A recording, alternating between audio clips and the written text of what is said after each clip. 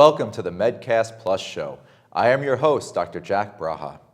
Here on the Medcast Plus Show, we will bring you relevant healthcare topics to discuss with local healthcare providers, experts in their field.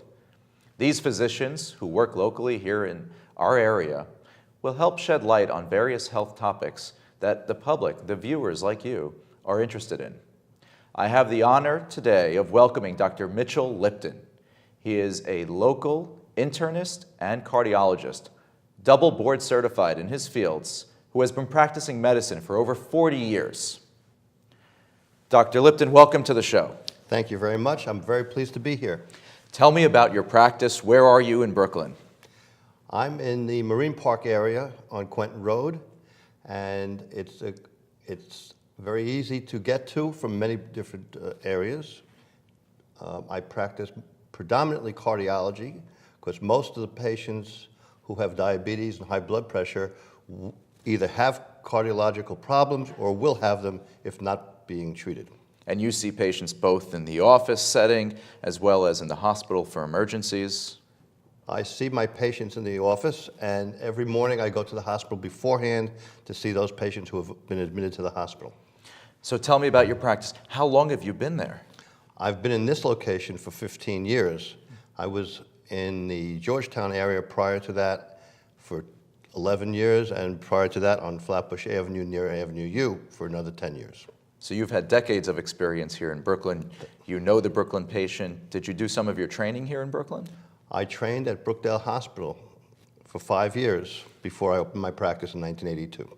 So what is the course of education to become a cardiologist like you? How long are you going to be in school? How long is the training after? It seems like it was forever, and it never really ends. After college and medical school, there's internship, residency, and a specialty fellowship, which I did in cardiology.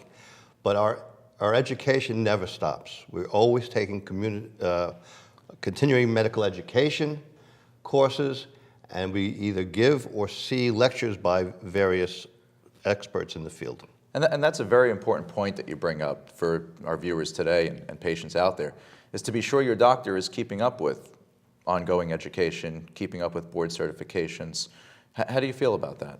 I think it's very important, as long as we don't get overregulated and spend more time preparing to do things instead of seeing the patients. Patients come first. Always.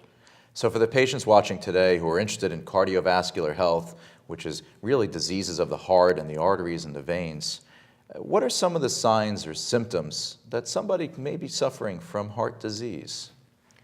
Some of the signs are new onset of something that just doesn't feel right. Very often in men it's quite typical: exertional chest discomfort, tightness, shortness of breath. Sometimes you may get dizzy spells or have tingling in a limb or actual pain in a limb when you exert yourself. And some of these topics or some of these signs that you brought up, these are signs of a heart attack, that someone could be having an injury to the heart from an artery being blocked, correct? It's not commonly a sign of a heart attack unless it lasts more than a few minutes. People generally will have signs and symptoms of coronary artery disease before they ever have their heart attack, and this hopefully will get them to a doctor to start treatment to reduce the risk of having a heart attack. So this is very important here. So what we're saying is there may be some warning signs even before a heart attack that should bring someone into the doctor. That's correct. The first episode of chest pain, which is a heart attack, is probably in less than 25% of the population. So the majority of folks who start to develop discomfort in their chest or some cardiac type symptoms, they're not having a heart attack, but these are warning signs. That's correct. Okay.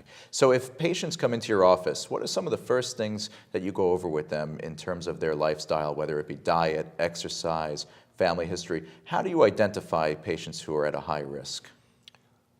Well, when we see a patient for the first time, we explore their complete history, from medical problems to surgeries to family health to their social activities such as smoking or drinking heavily. And we do a whole battery of blood tests, EKGs, and other tests as necessary to define the presence of heart disease already, or the fact that we have to work hard to prevent the smaller problems from begetting heart attacks. So how much of a role does diet, smoking, drinking, lack of exercise, these factors that we call lifestyle factors, how big of a role do they play in the development of heart disease? At least 50% of the risk is so-called man-made. The rest is genetics. So when we say man-made, does that mean our dinner that we made? That's correct. Does that mean our lunches, our drinks? Our smoking history. What can one do very easily off the bat if we have a young patient watching today who does not have any heart disease at this time? What can they do very easily at home? What are some simple steps that folks can take to prevent the development of heart disease? Regular exercise has been shown to be very, very helpful, not only reducing heart disease, but also reducing high blood pressure and diabetes, which will lead to heart disease down the road. In addition, staying away from obvious problems such as smoking, overeating, and a very important thing is good dental health. The mouth is the gateway to your heart, both from a dietary point of view and also from a problem with your gums, which causes inflammation. So that's a very interesting point that many of the folks watching today may not know. Dental evaluations, going to the dentist, can be a part of cardiac workup or cardiac predictions of a heart attack in the future? That's quite correct. When I see a patient who has evidence in the blood of excess inflammation, depending on how high the levels are, I will very frequently refer them to a periodontist to look at their gums and make sure that they don't have gingivitis. So the two are connected. Very Dental connected. health and cardiac health. That's incredible.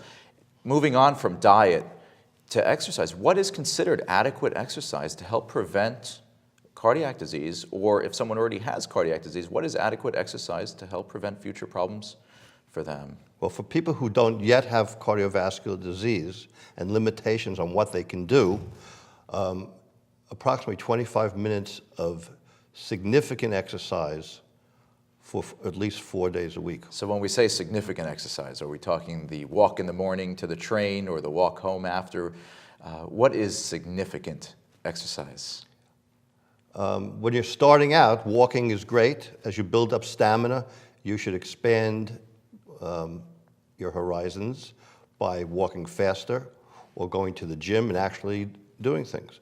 As we get older, and we do have risk factors, it is very important that your doctor go over symptoms that you might have on a treadmill or on an exercise bicycle, what to look for to avoid symptoms getting worse while you're on these modalities. So when people have defined heart problems already, they may not be able to exercise as heavily. So you have to tailor in an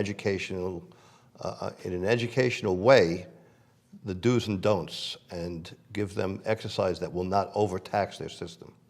For patients watching today, if they've had a history of heart disease or they may have some symptoms of heart disease, they shouldn't just go jump on a treadmill tomorrow.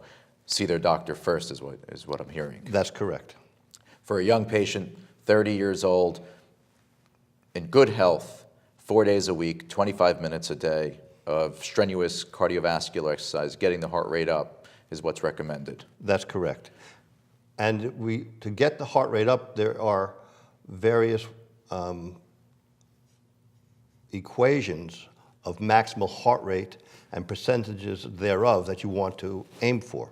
For instance, you take 220, subtract your age, and you want to get to at least 80% of that number. So a 30-year-old would want to get to 80% of 190, which is pretty heavy workout. And sustain this for and 25 minutes. sustain this for 25 minutes. Of course, the first day you do it, you're not going to start running fast. You have to build up your stamina and avoid injuring yourself both from an orthopedic point of view and from a cardiovascular And point of view. in my practice, in gastroenterology, we deal with fatty liver disease, which is part of the metabolic syndrome consisting of heart disease, cholesterol, blood pressure. And I explain to patients the same thing. Start off slowly, head into the gym. Is there a type of exercise that you like better, whether it's rowing or the elliptical machine or treadmill? What do you suggest to your patients? It depends on whether the patients have arthritis or are very overweight. The ones who have arthritis or the risk of having arthritis because of excess weight, who are somewhat older than the young 30-year-old studs, should start off easy and avoid high impact, such as bicycling is better, elliptical is better. Treadmill can be tough on patients who are overweight because of, if they don't have arthritis that they can feel, they probably still have arthritis that will get worse with high impact Because of sports. the impact on the treadmill, that's correct.